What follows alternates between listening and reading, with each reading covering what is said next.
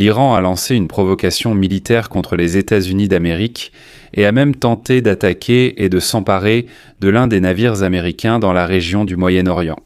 Le corps des gardiens de la révolution islamique iranienne a récemment tenté d'attaquer avec un drone le porte-avions américain Abraham Lincoln en mer d'Arabie. Selon la déclaration des militaires américains, un drone iranien de type Shahed se dirigeait vers le porte-avions avec des intentions peu claires et a été détruit par un chasseur F-35. Ce n'était pas leur seule attaque, ils ont aussi tenté de prendre un navire américain. Je vous raconterai tout dans ce numéro. Après ces provocations, Téhéran a annoncé être prêt à négocier directement avec les Américains dès vendredi pour apaiser la situation. Et voilà ce qui est amusant. À Téhéran, ils ont déclaré qu'ils préféreraient que la proposition de création d'un consortium régional pour la production d'énergie atomique soit mise en œuvre. Proposée par les États-Unis d'Amérique l'année dernière, avant même la guerre de 12 jours. Pourquoi avoir négocié si longtemps pour revenir au point de départ? La réponse est en réalité évidente. Selon Reuters, les autorités iraniennes redoutent tant qu'une frappe américaine ne relance des manifestations de masse et n'entraîne la chute du régime des ayatollahs. Il s'est avéré que lors d'une récente réunion, le guide suprême iranien Ali Khamenei a été informé que le mécontentement face à la répression des manifestations était tel que la peur ne dissuadait plus les Iraniens. Les autorités de la République islamique estiment qu'une pression extérieure comme une frappe américaine pourrait encourager les manifestants. Eh bien, discutons ensemble de ce sujet. Je m'appelle Alexei Pesci, discutons-en ensemble. Avant de commencer, abonnez-vous à cette chaîne. Mettez un like, laissez un commentaire et rejoignez ma chaîne Telegram Pesci News. Le lien se trouve dans la description de cette vidéo. Si vous souhaitez soutenir ce travail, vous pouvez le faire via n'importe quel don ou un abonnement payant en utilisant les liens et les coordonnées dans la description de cette vidéo. Je vous serai reconnaissant pour tout soutien, car vos dons nous permettent de continuer. Alors, la nouvelle qui a secoué aujourd'hui le Moyen-Orient, car cela aurait pu être un prétexte pour une attaque contre l'Iran de la part des États-Unis d'Amérique. Les forces navales américaines ont officiellement déclaré avoir abattu des drones iraniens, un Shahed iranien, en mer d'Arabie après son rapprochement avec le porte-avions Abraham Lincoln. Le commandement américain a indiqué que l'incident a eu lieu le mardi 3 février. Selon la déclaration des militaires américains, le drone iranien de type Shahed volait en direction du porte-avions avec des intentions peu claires et a été détruit par un chasseur F-35. Citation. Un F-35C du porte-avions. Abraham Lincoln a abattu un drone iranien pour défendre et protéger le navire et son équipage. Au cours de l'incident, aucun militaire américain n'a été blessé et aucun équipement n'a été endommagé. Parallèlement, le commandement central de l'armée américaine a signalé un autre incident dans le détroit d'Ormuz. Selon le commandement, 2 vedettes et un drone du corps des gardiens de la révolution islamique ont attaqué un navire marchand battant pavillon américain nommé Stena. Impératif, et je cite le commandement central de l'armée américaine. Ils se sont approchés du pétrolier à grande vitesse et ont menacé de monter à bord et de s'emparer du navire.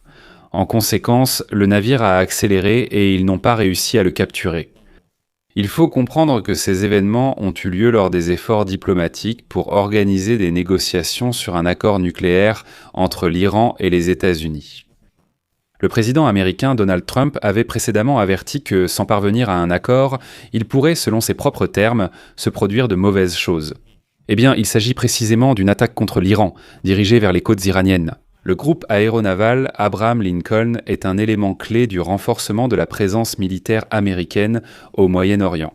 Et ce renforcement, je le rappelle, a suivi la répression brutale des manifestations antigouvernementales en Iran le mois dernier, qui ont été les troubles internes les plus meurtriers depuis la révolution de 1979. Je rappelle que les manifestations de masse en Iran, débutées fin décembre à cause de la situation économique, ont officiellement fait 3117 morts. Dans le même temps, Le magazine Time, citant des sources au ministère de la Santé iranien, a rapporté plus de 30 000 morts. Donald Trump a menacé l'Iran de frappes inédites en cas de répression des manifestations et a envoyé des navires de guerre vers ses côtes. Les États-Unis. Ils ont aussi déployé au Moyen-Orient des défenses aériennes supplémentaires, comme les systèmes CAAT. Et voici que le guide suprême de l'Iran, Ali Khamenei, a averti en réponse qu'en cas de guerre, ce conflit deviendrait régional, mais plus tard, en Iran, les déclarations ont été moins audacieuses. L'Iran pourrait conclure un accord avec les États-Unis sur son programme nucléaire, ce qui pourrait transformer les menaces de Donald Trump en conflit militaire. Les négociateurs de la Maison-Blanche et les représentants de Téhéran ont l'intention de tenir une rencontre en personne, ce qui est extrêmement rare, afin de discuter enfin de la désescalade. C'est ce qu'ont indiqué au New York Times plusieurs responsables d'Iran et du Moyen-Orient. Selon 2 sources, l'Iran, afin d'apaiser la situation, est prêt à accepter de fermer ou de suspendre son programme nucléaire. Mais il préférerait que la proposition de création d'un consortium régional pour la production d'énergie atomique soit mise en œuvre. Proposée par les États-Unis d'Amérique l'année dernière, avant la guerre de 12 jours en juin. La question se pose alors, pourquoi tout cela était-il nécessaire pendant tout ce temps ? Si l'Iran revient à ce qui a été proposé il y a un an, les Américains disaient « Laissons-nous placer votre production atomique sous la gestion d'un consortium régional ». Un consortium, c'est quand d'autres pays sont également autorisés à participer à la gestion. Disons hypothétiquement, ils rejoignent ce consortium. Là-bas, l'Arabie Saoudite, le Qatar, Oman, un autre pays et les États-Unis dirigent ensemble la production d'énergie atomique en Iran. Tout est donc contrôlé, transparent, prouvant que l'Iran ne veut pas fabriquer de bombes nucléaires. L'Iran a refusé l'entrée à toute personne disant « rendez-le ». Peut-être pourrait-on revoir cette idée ? De plus, le secrétaire du Conseil de sécurité nationale iranien, Ali Larijani, a rencontré ces derniers jours le dictateur russe Vladimir Poutine. Et il lui a transmis un message du guide suprême, l'ayatollah Ali Khamenei, à propos du fait que l'Iran pourrait accepter d'envoyer de l'uranium enrichi en Russie. Cette option était prévue par l'accord international de 2015 dont Trump s'est retiré par la suite. Une autre option a été évoquée par le conseiller politique du guide suprême, Ali Shamkhani. L'Iran n'a pas l'intention d'exporter ses stocks d'uranium enrichi hors du pays, mais il pourrait réduire l'enrichissement de l'uranium de 60% à 20%. Mais il dit que sous certaines conditions, je cite, « il n'y a aucune raison d'exporter les matériaux stockés hors d'Iran ». Si les États-Unis s'inquièrent des 60%, l'enrichissement peut passer à 20%, mais ils doivent proposer quelque chose. Et là, on a vraiment envie de dire « Oh, vous allez finir par avoir des ennuis. Oh, vous allez finir par avoir des ennuis. » D'après le New York Times, vendredi, les négociations seront dirigées par Steven Witkoff, émissaire de Trump au Moyen-Orient, et son gendre Jared Kushner. Il y a aussi Abbas Araghchi, ministre des Affaires étrangères iranien. La réunion devrait accueillir des hauts représentants de la Turquie, du Qatar, de l'Égypte et possiblement d'autres pays de la région. D'ailleurs, ces dernières semaines, ce sont précisément les diplomates de Turquie, d'Égypte, d'Oman et d'Irak qui ont mené des négociations avec les 2 pays. Mais pourquoi l'Iran ? Excusez-moi, commence-t-il à faire marche arrière. Les autorités iraniennes redoutent qu'une frappe américaine relance de grandes manifestations et provoque la chute du régime. Plusieurs responsables iraniens l'ont déclaré à Reuters, précisant que cela a eu lieu lors d'une récente réunion. Il a été rapporté que le mécontentement public face à la brutalité avec laquelle les récentes manifestations ont été réprimées a atteint un tel niveau que la peur n'est plus un facteur dissuasif pour les Iraniens. Les autorités de la République islamique sont arrivées à la conclusion qu'une pression extérieure, comme une frappe des États-Unis, encouragerait les manifestants. D'autres sources de l'agence ont aussi indiqué que de futures manifestations risquaient d'être plus violentes à cause de la répression des précédentes. Selon eux, les manifestants comprendront qu'ils n'ont plus rien à perdre. Dans le même temps, l'un des responsables iraniens en exercice a averti qu'en cas de soulèvement dans le pays, il y aurait malheureusement encore plus de violence. Voici sa citation. « Une attaque américaine, associée à des manifestations populaires, pourrait provoquer la chute du régime. C'est le principal problème pour les hauts responsables. et c'est ce que veulent nos ennemis.